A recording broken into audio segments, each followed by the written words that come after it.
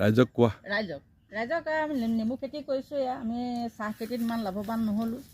ভাবিলোঁ এই কথাটো আগত কোৱা হৈছিলে, চাহত তাৰমানে লাভ নাপালে খেতিসকলে। লাভৱান নহ'লোঁ। আপোনাৰ বিশেষকৈ লাভ হ'বলৈ আমাৰ মাটিৰ পৰিমাণো কম। সেইকাৰণে ভাবিলোঁ আমি চাহ ভাঙি পেলাই খেতিত লাগো। তেতিয়া খেতি কৰিলোঁ, নেমু লগাই দিলে আৰু ভোট জলকীয়া লগাই দিলে মাজে মাজে, আৰু মেইন মাজে মাজে চাচি লগাই ৰাখিছে। চাচি আচলতে আমাৰ ঘৰত আমি ৰোৱাতকৈ আমাৰ নিজে নিভোৱা বেছি। চাচিটো এসময়ত ভাল পইচা পাব। এইবোৰ নেমুৰ মাজে মাজে চাচি হৈ আছে, নিজে নিজে গজা নিজে হৈ আছে। চাহত মানে কোৱালিটি নিদিলে উৎপাদনটো কমি যায়, ৰেটটো নাপায়। কোনো